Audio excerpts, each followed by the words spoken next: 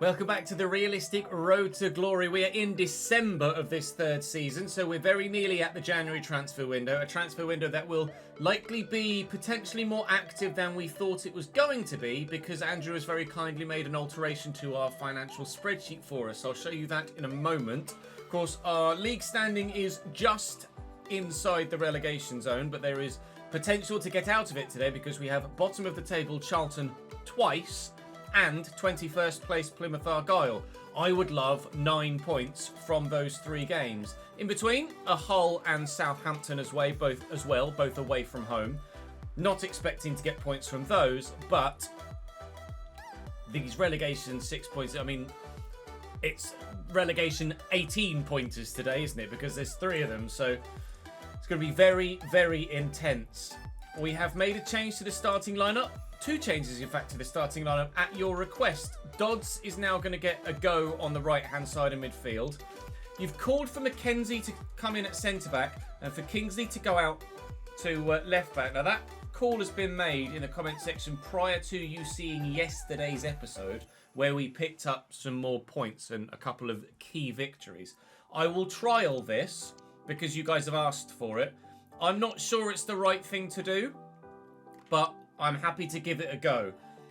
We'll see what works. Mackenzie, unfortunately, is a left wing back at present, and it's going to take. I'll show you actually, because you'll be just as awestruck by this as I am, or dumbstruck, probably a better phrase.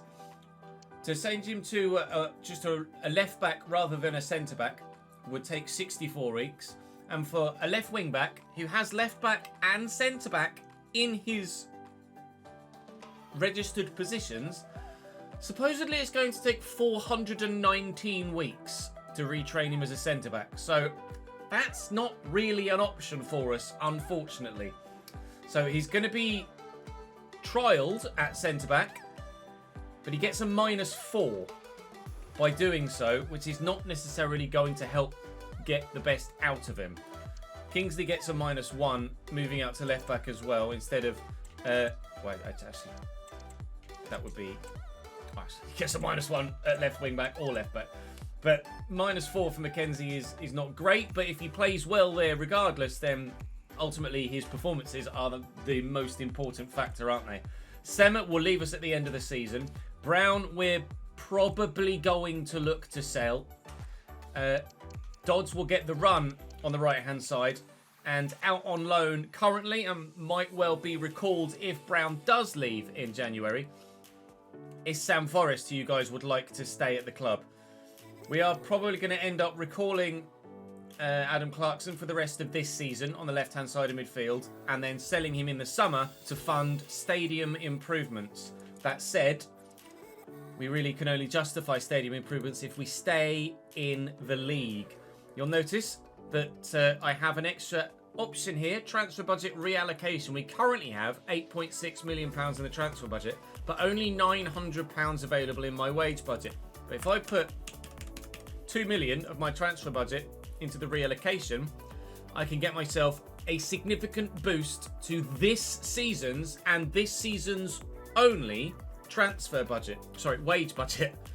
So to ensure that we're not able to just rinse it and move whatever remaining transfer budget into the wage budget and carry that over to the next year, to keep the progression curve still shallower, I can improve my wage allocation for the time being. But obviously, if I want to have that sort of wage structure next season as well, I would need to, again, reallocate next season's transfer budget back into the wage budget, which would hamstring us transfer budget-wise moving forward. So what we will look to do is make the right signings, then when the time comes, make the right sales, and hopefully stay in the division and be able to spend some money on the stadium and some money on an improvement to the squad. As it stands in the relegation zone, our wage budget will go backwards. I've slightly tweaked the toggles to make it a bit more manageable. This is the first time we've done a save like this, so we are going to be editing some things on the fly, although obviously the rule set stays the same. Some things that we initially set out that aren't working, or not working, but would be better slightly altered in practice is fine. I'm absolutely okay with that. So Let's get the on-pitch action underway, shall we, as we get cracking today. Saying thank you to a number of you in the comment section again, continually for your feedback. Thank you for that. Saying thank you to Cameron and to Dane and to Sean today, who are on the board behind me. Appreciate it very much indeed. We'll have press conference questions for you as we move through, those taken from the comment section, of course. But for now, after a lengthier intro than usual, it's time to go and play some football. Football at home against a side that we desperately want to beat. It's Charlton Athletic at home, 3 games in the middle, and then Charlton Athletic away at the end of the episode as well. This is a huge episode for the season as a whole. Interleague, spread it all the way out wide to the left. Been quite rightly actually mentioned in the comment section, or in the live chat section, sorry, on Twitch, that we could utilise the live editor to just change Jack McKenzie to a centre-back. It's absolutely within the realms of possibility for us to do that. And I don't feel like I'd be cheating the system too much, considering... Oh, what a save. That was definitely on its way in. Considering the fact he's got centre-back in his positional set already. So if you guys are happy to, or happy for me to keep it, because I will do it throughout the course of this episode now when we get back to the menus, it is my plan now to change Jack McKenzie from a left wing back to a centre back, because he has the position set in his pre-existing positions, so as we're not unnecessarily ruined off by the game just not being made very well. Jack Stevens with a decent save. Chances at both ends. It's an important fixture obviously for both teams. Both will feel confident enough of being able to get the result that they want. It just matters most that we're the ones to get it. Dodds finds Yengi, who's injured, which could be crucial for our season. Picked up a knock with that heavy fall earlier on, and hopefully he's okay after this game to continue, and we're not going to have to look for a new striker in January in the short term. Ball delivered into the box by Dodds. It's not dealt with well by the goalkeeper. Yengi could win this header and has done so well. Oh, goal toking. And now he could score a bloody goal as well. No, it's cleared away. Nicely into the channel. Coventry forward. Alfie May onside, says the linesman. And in the box here, Alfie May. And that is the quality of finish that Alfie May gets you. That was a very, very good strike. Goalkeeper, no chance. The shot power on that was astronomical. Rifling into the roof of the net. Could Jack Stevens have done better with that? From such a tight angle, you'd like to say yes. He's actually almost been done over by the game there, because that is one of those dodgy goalkeeping animations where he actually dives out of the way of the ball. Lovely, thank you. I really don't need to lose to Charlton, please. Let's turn this around. Kelly with a free kick. McKenzie's underneath it. He has had a good game at centre-back, Jack McKenzie. To be honest, Kingsley hasn't really been tested too much at left-back, but played a good ball there, and Brophy's beaten his man. James Brophy looking to get in towards the box here. He's got support back. Ben Osborne is single-handedly turning our season around. What a signing. I got called out in the comment section for signing another 30-plus-year-old experienced player in a realistic fashion. That's bloody why, pal. Hush your mush. Osborne in with the tackle again. Marcus Brown is off the bench here. He's trying to have an impact.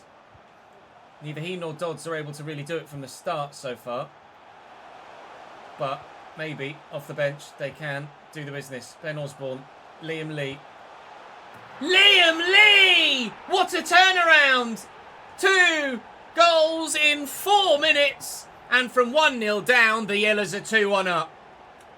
This is going to be a hell of a relegation run-in, isn't it, really? If we can get this result here, beat Plymouth, and then get another result against Charlton at the end of the day, we'll be a giant step closer towards safety in this division. Oh, Henderson stepped in well. Charlton are bottling it. Their leads evaporated, and now so have their performance levels. Brophy's in behind. He's going to cut it back quickly. Kusini Yengi! It's 3! We've done it entirely! First goal went in what, the 59th minute? By the 67th, we've gone and scored 3. 3 goals, 3 points, and hopefully 3 positions higher in the league as well. Get us out of that relegation zone. It's mad how much of a difference Osborne's made, isn't it? Like, genuinely. He's like single-handedly turned our performance levels around. Yengi to Liam Lee. Osborne is forward here. He's making a good run, and he's in again. Well, as if by magic, we were talking about the man. He's scored a brace. I was talking to chat. Now I'm talking to YouTube. 4-1 Cambridge United. This is the calibre of performance that we knew we were capable of. And this is the calibre of performance that is going to get us Championship football next season again. Lidberg into Coventry. Lovely ball down the line to Campbell. Back to Coventry again. Slotted into Ethian, who's come off the bench here to try and help get his team one back. But Stevens is denying them that with a great fingertip save. Making up for his questionable mistake, or arguable mistake, for the opening goal of the game. And with that clearance from Reyes Cleary, I was hoping the final whistle would go. It will do now. Cambridge 4, Charlton 1. A game of two halves is the adage, and we can very much use it there, can't we?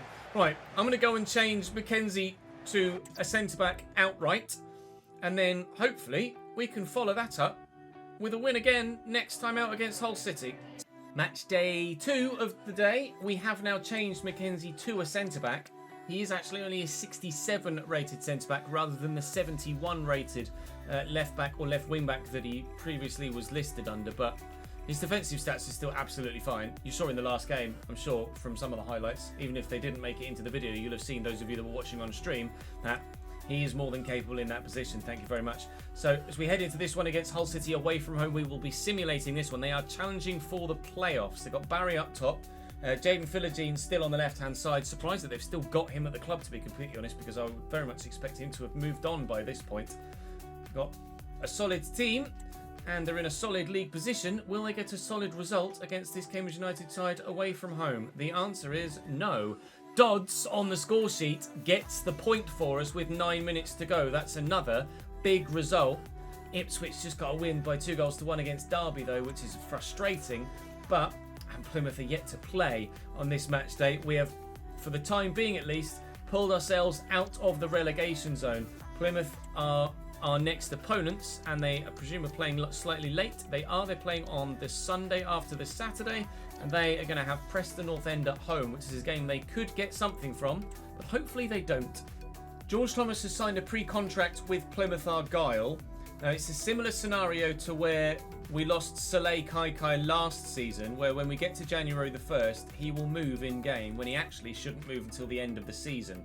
So what I will do, what I didn't do with Soleil, but what I will do here is when George Thomas inevitably, ultimately leaves us on January the 1st, I will use the live editor to move him back to Cambridge for 6 months, to at the beginning of next season, move him forward to Plymouth and complete that move. I'll make a note of what his contract is at Plymouth in terms of what he's on and how long for, and we'll make sure that we replicate that accurately when it comes to moving the man back. Now, though, we have the opportunity to play against the team that he is moving to. They got a point against Preston, have moved themselves above us in the table now, thanks to goal difference, but we can go above them if we beat them. That's probably the most obvious thing I've ever said. Plymouth's team, they've drawn 3 of their last 5, so they're in half-decent form, but they are absolutely beatable for sure. Wright and Randall in their midfield are the 2 key players for them. A 3.5-star team, to be fair. Mike Cooper in goal is obviously going to be very good. Ryan Hardy off the bench has scored against us in previous games. Not going to change a winning side, though. Although, I say that, Dodds is slightly tired. Maybe we do put Brown in for Dodds on this occasion, but other than that, we can't justify making any other changes, can we?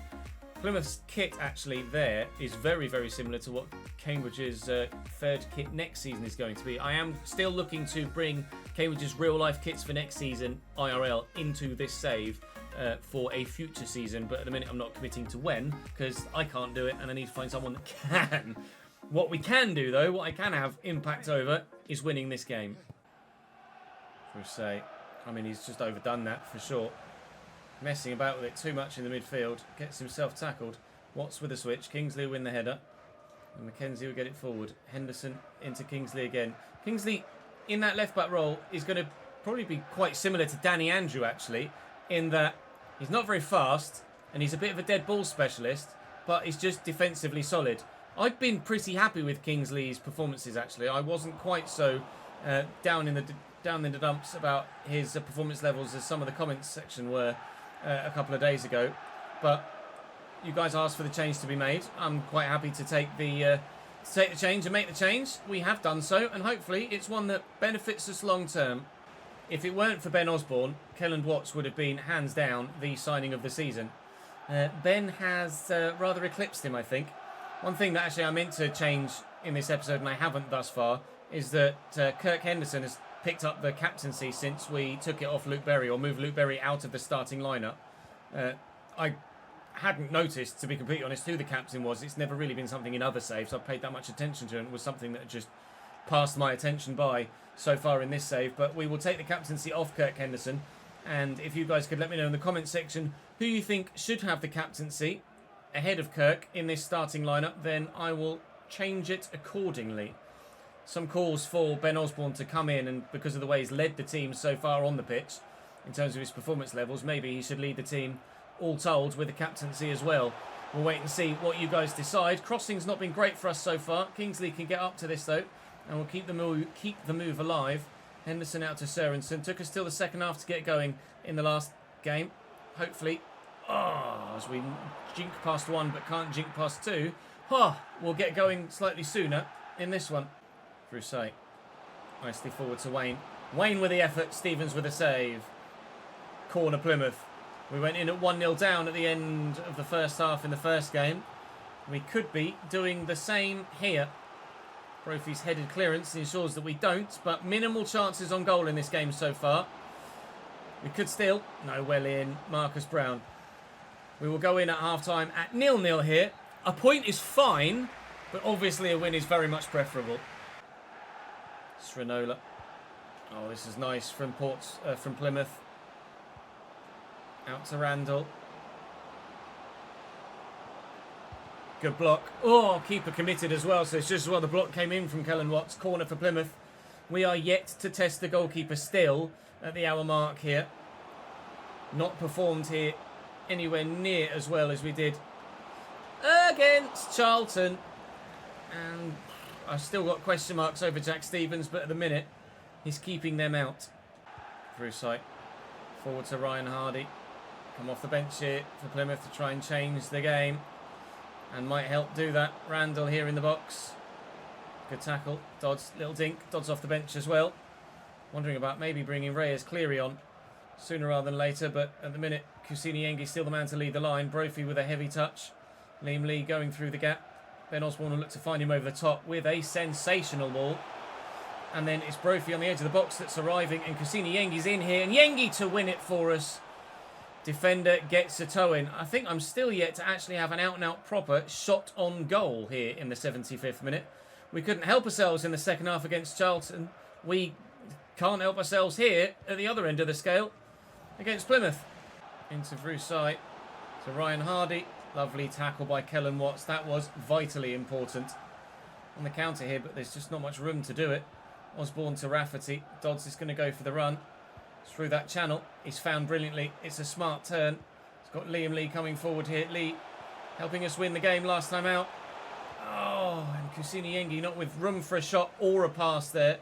Ensures that we will get a clean sheet at least, but a point only against Plymouth, which is not ideal, but obviously not the worst either. It keeps us within touching distance of at least one of the sides above us in the table. Ipswich lose to West Brom, which is good news for us. I need to pay more attention to who's above Plymouth. Bristol City include themselves in that group. We've got them coming up later on in the season too. We're only 2 points off 18th, so we are keeping an eye on Stoke as well. It's basically from Stoke down is our main focus point at the moment. Bristol City do have a game in hand though. We've got Southampton away next, which you can well imagine is probably not going to go very well. So we'll just get through that one and see what we can do in the next game against Charlton. Southampton challenging at the very top of the table for an automatic promotion spot. Find themselves in 4th currently with 4 straight wins and then a draw in their most recent game. Sulemana, Adam Armstrong, Carl Walker-Peters and Gavin Bazunu, maybe Ryan Manning as well.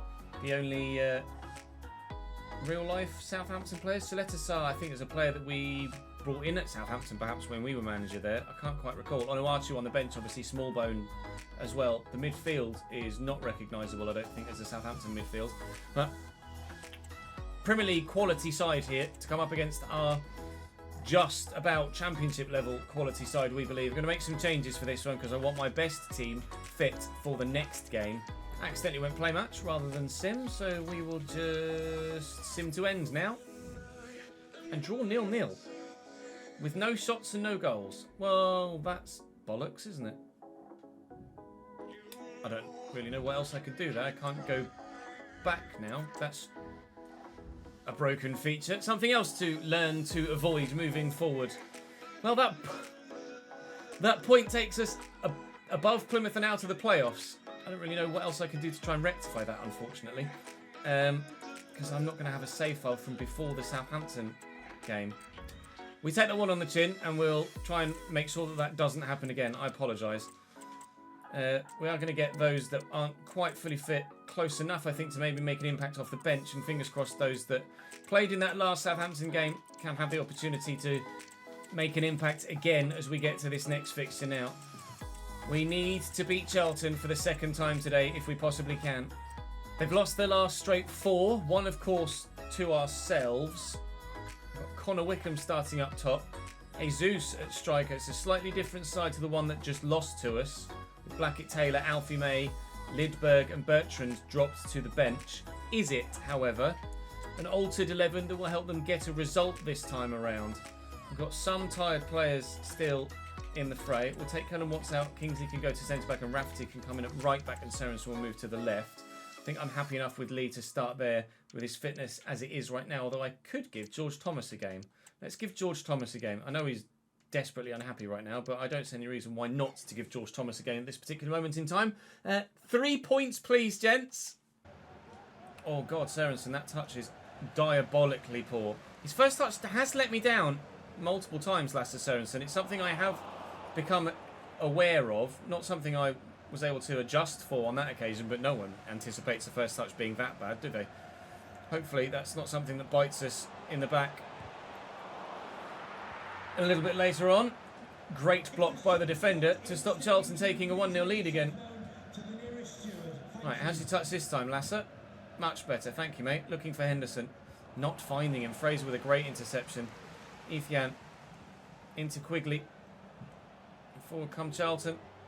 And in goes Ben Osborne, because of course he does. And an unintelligent press there. Doesn't quite work for the defender. Johnson's going to have to wait for support. Look at the run. Yengi's in. Who's forward with me here? Are we going to need anyone forward here?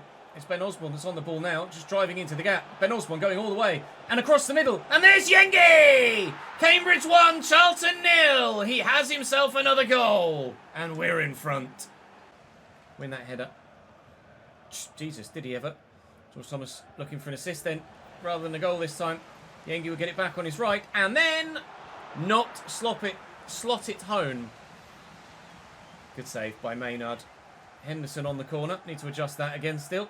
Every time I make changes to my starting lineup, it tweaks my set piece takers. Henderson to Cassini Yengi on his left, maybe. Good save by the keeper, and he'll get to the rebound. Ref. Should just be a yellow. No, not just a yellow. Scott Fraser is walking. Wearing red, receiving red.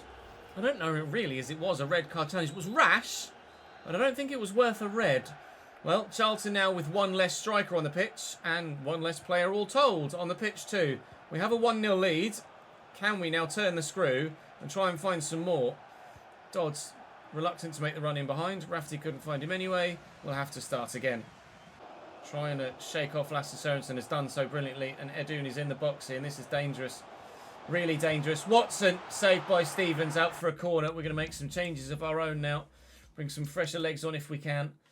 Thomas is struggling, so Liam Lee can come on. I will do Cleary for Yengi because Yengi's had a quiet game. And move Mackenzie out wide. Bring Callum Watson at centre-back, I think, are the changes we're going to make for now. Dodds has had a quiet game as well. So we'll wait and see what happens in January with him. We may end up bringing Forrest back from loan. if Marcus Brown goes out, and Forrest might have a run in the starting lineup as well. Dodds is proving to be, as we thought he might be, more of an impact sub than he is a starter. Rafferty under control. 1 minute added on. Dinked over the top. And Dodds brings it down nicely. And Dodds could go all the way here. I shall really run to the corner. I'm not going to. Goal difference could be crucial for us this season. It's going to bobble free. And Yengi puts himself in the net rather than the ball. But crucially for us, he'd already done it once. So didn't need to do it again. More boos around the valley for presumably the same manager in charge so far this season, but he might be gone before the end of the year if it were real life. Bottom of the table and losing every week at the moment. Charlton Athletic, they cannot do a thing right. Ipswich lose, Plymouth draw. More great results for us. Just occurred to me that I haven't actually read any of the press conference questions out in today's episode, so bear with me. We shall do all three back to back to back once we've done this press conference, which we have now done. The first question is from Alex. It says, if or when you cement yourself as a mid-table championship side, will you look to have a cup run or just add some focus to the cups, like the FA Cup, etc.?